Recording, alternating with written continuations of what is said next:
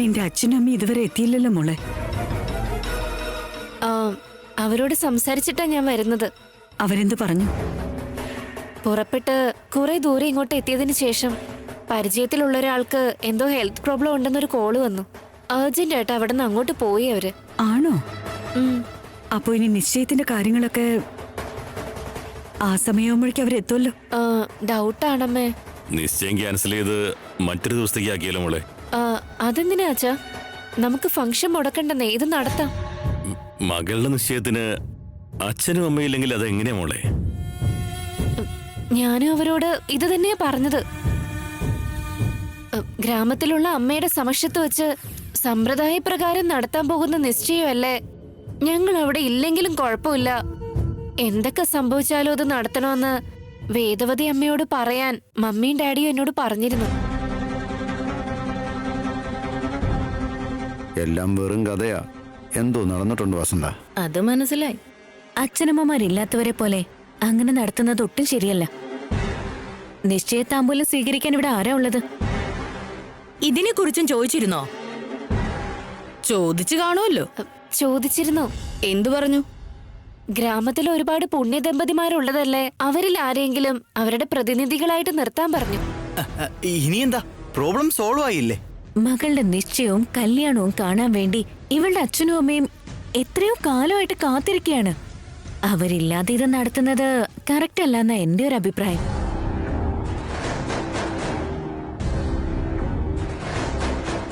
അമ്മേ, നിങ്ങൾ എന്തായാലും ഒന്ന് ഗൗതമി ചേച്ചിയെ വിളിച്ച് അങ്ങോട്ടൊന്ന് സംസാരിച്ചു നോക്ക്.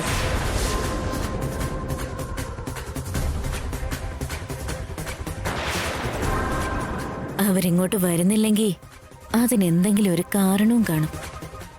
നീ നിന്റെ അമ്മയ്ക്കൊന്ന് ഫോൺ ചെയ്ത് എനിക്ക് തായ മോളെ. അത് അവര് ഹോസ്പിറ്റലിൽ എന്തെങ്കിലും തിരക്കിലായിരിക്കില്ലേ അമ്മേ? ഈ സമയത്ത് വിളിക്കുന്നത് ശരിയാവില്ല അമ്മേ. അതല്ല, നിങ്ങൾ എന്തിനാ ആവനയുടെ വാക്ക് കാര്യമാക്കുന്നത് അമ്മേ? നിഹാരിക എന്താ, നിങ്ങൾക്ക് വിശ്വാസമില്ലേ ഇപ്പോ? അമ്മേ, ഇവിടെ പലവരും പലതും പറയും. നിങ്ങൾ അതൊന്നും കാര്യമാക്കേണ്ട ആവശ്യമില്ല. നിഹാരികയുടെ ആഗ്രഹം പോലെ ചെയ്യും. ചേട്ടാ, അതാണ് ശരി. എന്താ ചെയ്യണ്ടേട്ടാ? ഇത് വളരെ നല്ല മുഹൂർത്തമാണ് വേദ. നല്ല ദിവസമാണ്, നടത്തുന്നതല്ലേ നല്ലത്. അതുകൊണ്ടല്ല അച്ഛാ. ആവനി മതി പറഞ്ഞത്. അവളുടെ പാരന്റ്സ് അങ്ങനെ പറഞ്ഞിട്ടുണ്ടെങ്കിൽ അതിലിനി തനിക്കെന്താ ഇത്രയ്ക്കും പ്രശ്നം? മതി, മിണ്ടാതിരിക്കെ. അമ്മേ, പ്രസാദത്തിന്റെ ചടങ്ങുകൾ ആരംഭിച്ചാലോ? ചടങ്ങ് കഴിഞ്ഞാൽ ഉടൻ തന്നെ നിശ്ചയം നമുക്ക് ആരംഭിക്കാം. ശരി തിരുമേനി. നിഹാരിക, മോളുടെ അച്ഛനും അമ്മയും പറഞ്ഞതുപോലെ നമുക്ക് ചെയ്യാം. അവരും കൂടി ഉണ്ടായിരുന്നെങ്കിൽ നന്നായി എന്നെ. ശരി, എന്നാ എല്ലാരും വരൂ വരൂ.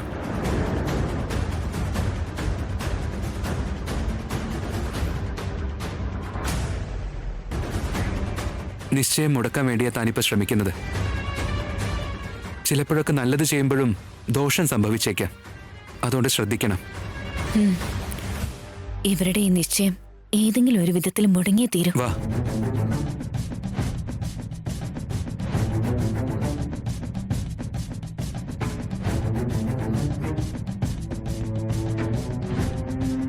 അമ്മേ, ഇനി നിങ്ങൾ മുഹൂർത്തം കഴിയണതിന് മുമ്പ് പ്രസാദം തയ്യാറാക്കി അത് ദേവിയുടെ മുമ്പിൽ സമർപ്പിച്ച ബാക്കിയുള്ള ചടങ്ങുകൾ നമുക്ക് തുടങ്ങായിരുന്നു. നോക്കാൻ തിരുമേനി.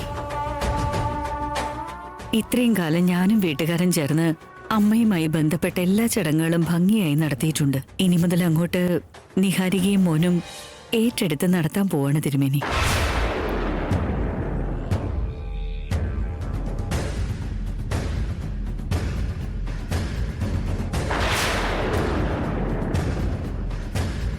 ജാതകം ചേരുന്ന മരുമകൾക്ക് എല്ലാ അർഹതയും അധികാരവും ഒക്കെ ഉള്ളതുകൊണ്ട് നിഹാരി മുഖേന ഈ പരമ്പരയെ ഞങ്ങൾ മറ്റൊരു തലമുറയെ ഏൽപ്പിക്കുകയാണ്.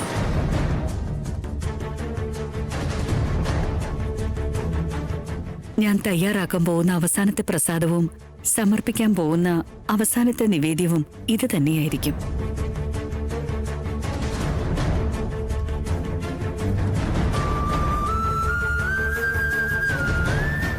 വരുന്ന വർഷം തൊട്ട് നിവേദ്യം എന്റെ മരുമകള് നിഹാരിക തയ്യാറാക്കും. ഇത്രയും കാലം നിങ്ങള് എനിക്ക് എത്രയധികം വിലയും ബഹുമാനവും തന്നിട്ടുണ്ടോ, ഇനി മുതൽ അതെല്ലാം എന്റെ മരുമകൾക്ക് നൽകണം. ഇനി മുതല് നിഹാരികയിൽ ഞങ്ങള് അമ്മയെ തന്നെ കണ്ടോളാം അമ്മേ. നിങ്ങളെ ഞങ്ങൾ ആദരിച്ചതുപോലെ നിഹാരിക അമ്മയെ ആദരിക്കും.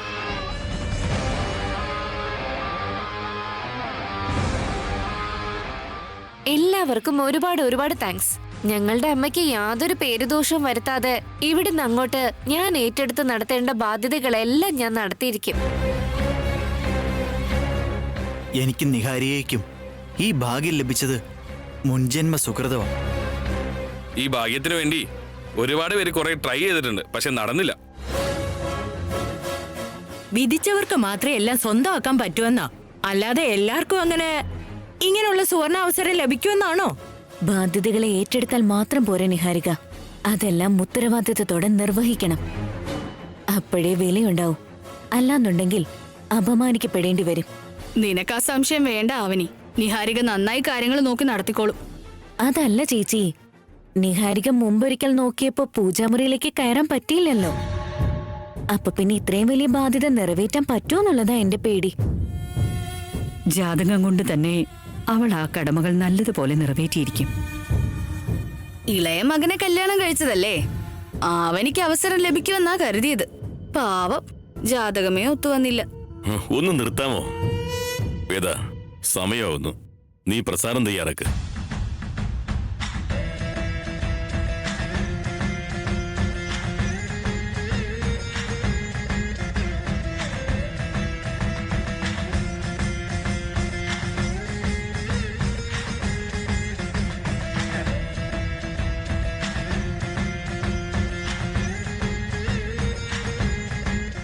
കിഡ്നാപ്പ് ചെയ്യാൻ വേണ്ടി ആന്റണിയുടെ ആൾക്കാരുടെ അടുത്ത് വരാൻ പറഞ്ഞതാണല്ലോ.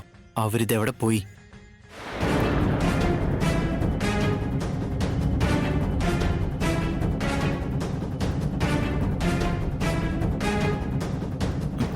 ഹലോ, വ്യക്തമാകുന്നില്ല. റേഞ്ച് കിട്ടാഞ്ഞിട്ടായിരിക്കും. ഞാൻ പുറത്തിറങ്ങി സംസാരിക്കാം.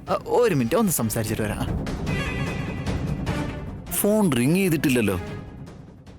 ഇവനാളൊരു തരികിടയാ. എന്നിട്ട് എന്തൊക്കെയാ വിശേഷങ്ങള്? ഈ കിഡ്നാപ്പേഴ്സ് ഇതുവരെ എത്തിയിട്ടില്ലല്ലോ.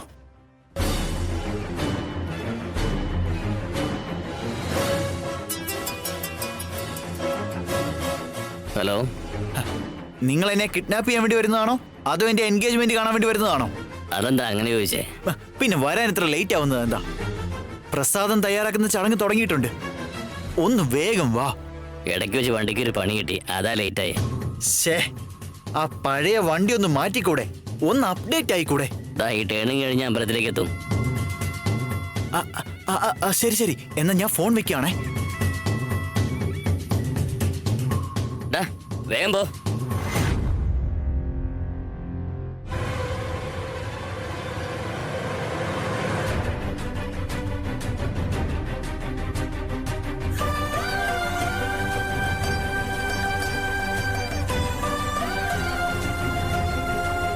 എല്ലാവരും അമ്പലത്തിൽ നടക്കുന്ന ചടങ്ങിൽ പങ്കെടുത്തുകൊണ്ടിരിക്കുമ്പോ എന്നെ കിഡ്നാപ്പ് ചെയ്ത് കൊണ്ടുപോകുന്നത് ആര് കാണാനാ? ഹലോ മാഷേ, ഹലോ, നിങ്ങളെ വാ വാ. സുഖമാണോ? ഞാൻ വേദവതി അമ്മയുടെ രണ്ടാമത്തെ മകനാ. എനിക്കറിയാം മോനെ.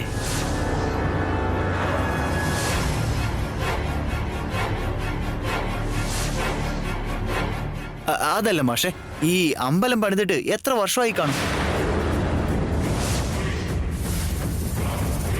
ഏകദേശം ഒരു 100 വർഷമെങ്കിലും ആയിട്ടുണ്ടാകും. ഓ ആണോ? വലിയ കാര്യമാണല്ലോ.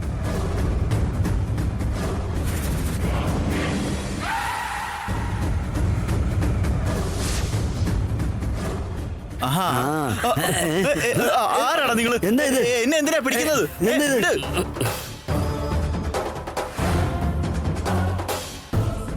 നിന്നെ കൊണ്ടുപോകാൻ വന്നാടാ. അതിന് ഞാൻ എന്ത് ചെയ്തിട്ടാടാ? മിണ്ടാതെ ഇങ്ങോട്ട് വാടാ. എന്നെ വിട്. ആരാ നിങ്ങള്? ഞങ്ങളുടെ വേദവതി അമ്മയുടെ മകനെ വെറുതെ വിട്. പോയി അച്ഛനോടും അമ്മയോടും പറയും മാഷേ. വേഗം ചെന്ന് പറയും മാഷേ. വേദവതി അമ്മയുടെ രണ്ടാമത്തെ മകനാ. ഉടനെ ഇത് വേദവതി അമ്മയോട് പറയണം.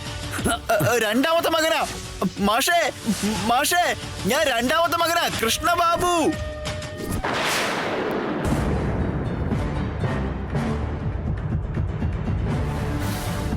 സാഹചര്യങ്ങൾ ഇവിടെ വരെ എത്തിയ സ്ഥിതിക്ക് തനിക്കിനി ഒന്നിനും കഴിയില്ല. സംഭവിക്കുന്ന എന്താന്ന് വെച്ചാൽ സംഭവിക്കട്ടെ. ഇനിയെല്ലാം അമ്മയുടെ ഇഷ്ടം പോലെ നടക്കട്ടെ. എന്റെ ജാതകത്തെക്കുറിച്ച് പുറത്തറിയാതെ ഞാൻ ഒരുവിധം മാനേജ് ചെയ്യുന്നുണ്ട്. അമ്മയുടെ സമക്ഷത്തിലാണ് ഞാൻ ഉള്ളത്. അമ്മയായിട്ട് ഇനി എന്റെ നിശ്ചയം മുടക്കാനൊന്നും ചെയ്യില്ലല്ലോ. ഇത്രയും നേരം കൃഷ്ണേട്ടൻ ഇവിടെ ഉണ്ടായിരുന്നല്ലോ, ഇപ്പൊ പെട്ടെന്ന് ഇത് എവിടെ പോയി? ഫോൺ വന്നിരുന്നല്ലോ, സംസാരിക്കാൻ വേണ്ടി പോയതാവും. കൃഷ്ണേട്ടൻ എന്തോ ടെൻഷൻ ഉണ്ടായിരുന്നു, എന്തോ ഒരു പ്രശ്നമുണ്ട്. അമ്പലത്തിലുള്ള വിഗ്രഹമൊന്നും ടാർഗറ്റ് ചെയ്തിട്ടില്ലല്ലോ. ഇതൊക്കെ ഭയങ്കര ഓവറാട്ടോ.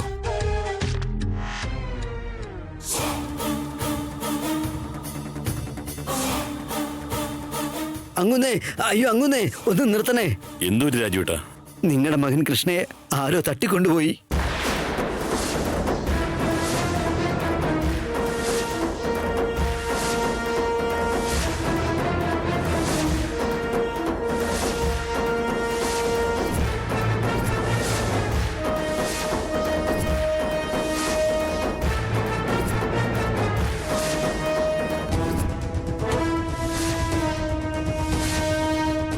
കൃഷ്ണ, നിങ്ങൾ എഴുന്നേൽക്കാൻ പാടില്ലമ്മേ.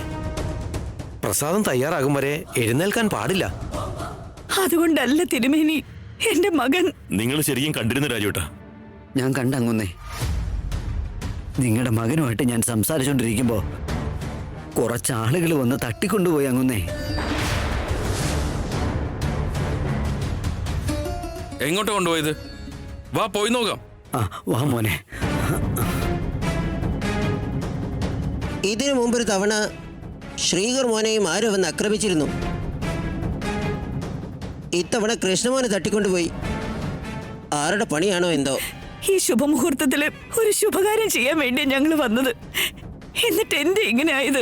നിശ്ചയത്തിനുള്ള മുഹൂർത്തം അടുത്തു വരുന്ന സമയത്ത് ഇങ്ങനൊക്കെ സംഭവിച്ചതെന്താ? ഇതാരോ മനഃപൂർവ്വം ചെയ്ത പോലെയാ. ഈ ചടങ്ങ് നടക്കുന്നത് ഇഷ്ടമല്ലാത്ത ആരെങ്കിലും ചെയ്തതായിരിക്കും. അമ്മ, അച്ഛനും അവരൊക്കെ പോയിട്ടുണ്ടല്ലോ, അവരെ കൊണ്ടുവന്നോളൂ. നിങ്ങൾ ടെൻഷൻ ആവരുത്. പ്രസാദം തയ്യാറാക്ക്. എന്റെ മകൻ ഇങ്ങനൊരു അവസ്ഥയിലുള്ളപ്പോ എനിക്ക് എങ്ങനെ പ്രസാദം തയ്യാറാക്കാനാവും? ഞങ്ങളുടെ നിശ്ചയം നടക്കുന്നത് അവനിക്ക് ഇഷ്ടമല്ലാത്തത് കൊണ്ട് അവള് തന്നെ എന്തെങ്കിലും ചെയ്തതാവും. അമ്മേ, അന്നപൂർണ ദേവി, എന്തിനാ ഈ നേരത്തെ ഇങ്ങനെ ഒരു പരീക്ഷണം? ഞങ്ങൾ എന്ത് തെറ്റ് ചെയ്തു?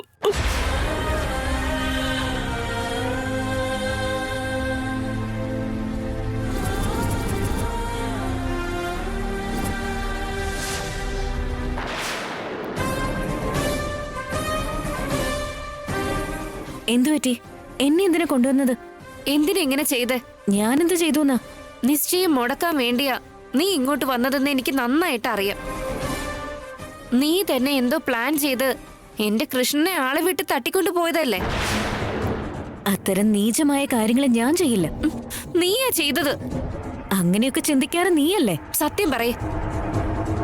നിന്നെ പോലെ കള്ളം പറഞ്ഞ് ജീവിക്കുന്ന ആളല്ല ഞാൻ. നീ ഇപ്പൊ സത്യം പറഞ്ഞില്ലെങ്കിൽ പോലീസിനെ വിളിച്ചു വരുത്തേണ്ടി വരൂ എനിക്ക്. എങ്കിൽ അങ്ങനെ ആവട്ടെ.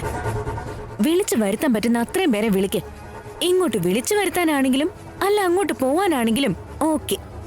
എനിക്കൊരു പേടിയുമില്ല. അപ്പോ നിനക്ക് യാതൊരു ബന്ധവും ഇല്ലെന്നാണോ? മലയാളത്തിൽ തന്നെയല്ലേ പറഞ്ഞത്? മലയാളം അറിയില്ലേ? എനിക്കെന്തോ ഇതിന്റെ പുറകില് നീയാണെന്നൊരു സംശയം പോലെ. ഡൗട്ട് വേണ്ട. നിന്റെ തലയ്ക്കെന്തോ ശക്തമായ കുഴപ്പമുണ്ട്. കൃഷ്ണേട്ടനെ കുറിച്ച് ഇവിടെയുള്ള എല്ലാവർക്കും ഇന്നാണ് അറിയാൻ കഴിഞ്ഞത്. അപ്പോഴേക്ക് ഇങ്ങനെ ഒരു കാര്യം ചെയ്തത് പിന്നെ ആരായിരിക്കും?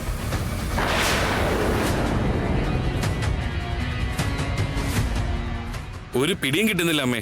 ചുറ്റുവട്ടത്തെല്ലാം ഞങ്ങൾ നോക്കി, എങ്ങോട്ടാ പോയതെന്ന് മനസ്സിലാവുന്നില്ല. ഇതുപോലൊരു നല്ല ദിവസത്തില് ഇങ്ങനെ സംഭവിച്ചാല് വിഷമമുണ്ട്.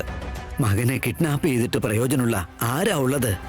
ഒരുപാട് കാലങ്ങൾക്ക് ശേഷമാണ് ഞങ്ങളുടെ മകനെ ഞങ്ങൾക്ക് തിരിച്ചു കിട്ടിയത്. എന്നിട്ട് ഞങ്ങളോട് എന്തിനാ ഇങ്ങനെ ചെയ്തത്? എന്റെ മകൻ എന്തെങ്കിലും ആപത്ത് നേരിടേണ്ടി വരുമെന്ന് എന്റെ പേടി. രാമു സാറേ, നമ്മുടെ കുറച്ച് ആളുകളെ 4 ദിക്കിലേക്കും പറഞ്ഞയക്കണം. ഇനി എന്തെങ്കിലും വിവരം കിട്ടിയാ എന്നെ അപ്പൊ തന്നെ അറിയിക്കണം. ആവട്ടെ സാറേ. ആ ചില്ലേ. കൃഷ്ണ, നീ എവിടെയാ മോനെ? ഹായ് വാ, ഒളിത്താവളം കൊള്ളാമല്ലോ. ഹലോ ആന്റണി സാറേ. കൃഷ്ണ, എല്ലാം നമ്മൾ വിചാരിച്ച പോലെ തന്നെ നടക്കുമല്ലോ അല്ലേ? കൃത്യമായിട്ട് നടന്നിരിക്കും. കിഡ്നാപ്പ് നടന്ന കാര്യം നിന്റെ അച്ഛനും അമ്മയും അറിഞ്ഞിട്ടുണ്ടാവുമല്ലോ അല്ലേ? ഈ നേരം കൊണ്ട് അമ്പലത്തിൽ ഒച്ചയും ബഹളവും തുടങ്ങി കാണും. ഈ കിഡ്നാപ്പ് നാടകത്തിന്റെ പിന്നിൽ ഞാനുണ്ടെന്നുള്ള സംഗതി മാത്രം അബദ്ധത്തിൽ പോലും പുറത്തറിയരുത്. എന്റെ പണി സ്മൂത്ത് ആയിട്ട് നടന്നു കിട്ടിയാൽ മാത്രം മതി എനിക്ക്. ആ, അത് നടക്കും. നിങ്ങളുടെ പണി നടന്നിരിക്കും. എന്റെ 10 കോടി കൊണ്ടുവന്നിട്ടുണ്ടോ? പിന്നെ കൊണ്ടുവന്നിട്ടുണ്ട്. അതെവിടെയാ ഉള്ളത്? കാറിനകത്താ. ഒന്ന് പോയി കണ്ടോട്ടെ. പണി കഴിഞ്ഞ് നീ എടുത്തോളൂ. എന്തിനാ ഈ ആക്രാന്തം? നിങ്ങൾക്കത് കാണില്ല സാറേ, ഞങ്ങളെ പോലുള്ളവർക്ക് അത് ഉണ്ടാവും. അതൊക്കെ വിട്. ആന്റണി സാറേ, നിങ്ങൾ ഉടനെ വീട്ടുകാർക്കൊന്ന് ഫോൺ ചെയ്ത് നിങ്ങളുടെ സ്റ്റൈലിലൊന്ന് ഡിമാൻഡ് ചെയ്ത് നോക്ക്. ആന്റണി സാറേ, അവരിവിടെ വന്ന് ഒപ്പിട്ട് തരുന്ന ചടങ്ങ് നടക്കണം. അത് കഴിഞ്ഞ് എന്റെ നിശ്ചയവും നടക്കണം. ഇന്ന് ഈ 2 കാര്യങ്ങളും നടക്കണം. ഒരു സെക്കൻഡ് പോലും വേസ്റ്റ് ചെയ്യരുത്. എല്ലാവരും നല്ല അലേർട്ടായിട്ട് നിൽക്കണം. അയ്യോ, പെട്ടെന്ന് എന്തെങ്കിലും ഒന്ന് ചെയ്യേട്ടാ.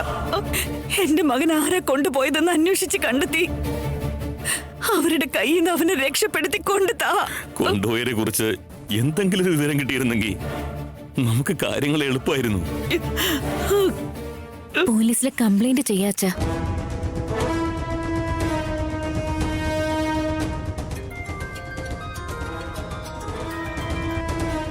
ഹലോ, നിങ്ങളുടെ മകനെ ആരോ കിഡ്നാപ്പ് ചെയ്തു. അത് ചെയ്തത് ആരാണെന്നുള്ള ടെൻഷനിലായിരിക്കും അല്ലേ?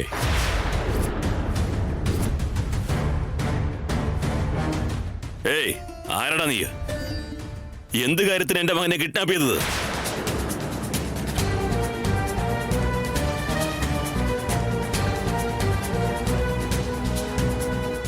അച്ഛാ, സ്പീക്കർ ഓൺ ചെയ്യ്. നിനക്ക് എന്താടാ വേണ്ടത്? കിഡ്നാപ്പ് ചെയ്യുന്നവര് എന്തെങ്കിലും ആഗ്രഹത്തിന് പുറത്തല്ലേ അത് ചെയ്യൂ.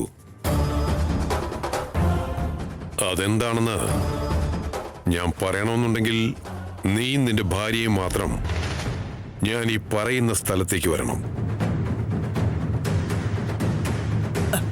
അമ്മേ, അച്ഛാ, അയ്യോ, എന്നെ അടിക്കല്ലേ.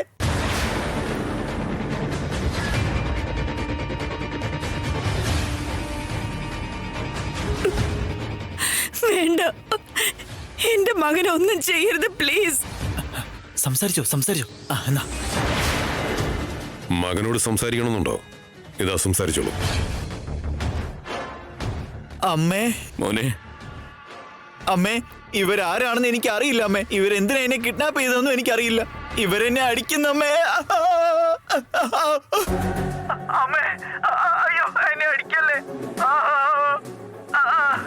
അയ്യോ, അമ്മേ, ഇവർക്ക് എന്താ വേണ്ടതെന്ന് ചോദിച്ചിട്ട് പറയുന്നില്ല അമ്മേ. അമ്മേ, എനിക്കിവിടെ പേടിയാവുന്നുണ്ട് അമ്മേ. ഒന്ന് വേഗം വായിച്ചാ. അയ്യോ, നിങ്ങളുടെ കാല് ഞാൻ പിടിക്കാം. ദയവ് ചെയ്ത് എന്നെ അടിക്കല്ലേ.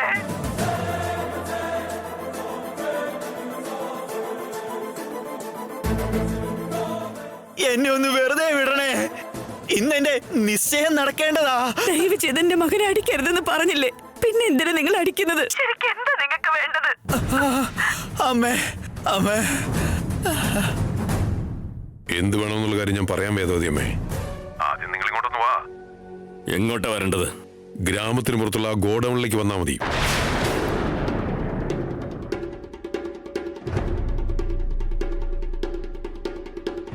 ഇക്കാര്യം നിങ്ങൾ പോലീസിൽ അറിയിച്ചാലും നിങ്ങളോടൊപ്പം നിങ്ങളുടെ കുടുംബക്കാരെയും ഇനിയിപ്പോ ആ നാട്ടുകാരെ മൊത്തം കൊണ്ടുവന്നാലും നിങ്ങളുടെ മകൻ എന്റെ കൈകൊണ്ട് മരണപ്പെടും. അയ്യോ,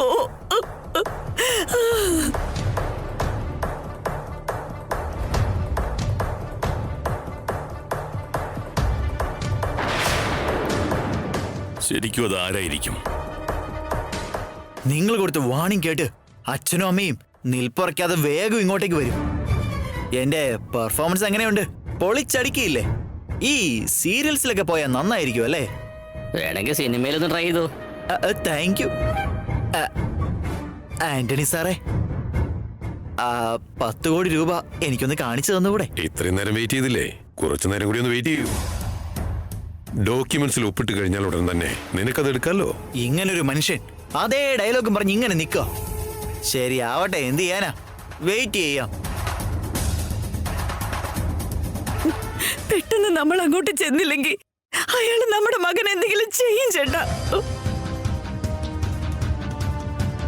അച്ഛാ, ഞങ്ങള് പോവാ അച്ഛാ. വേണ്ട രാധ, മറ്റാര് പോയാലും അവൻ പറഞ്ഞതുപോലെ ചെയ്യും. എന്നാ പിന്നെ പെട്ടെന്നൊരു തീരുമാനം എടുക്കച്ച. നമ്മൾ വൈകിക്കൊണ്ടിരിക്കുന്ന ഓരോ നിമിഷത്തിലും ഏട്ടന്റെ ജീവൻ ആപത്തിലാവാൻ അതിന് സാധ്യത കൂടുതലല്ലേ അച്ഛ?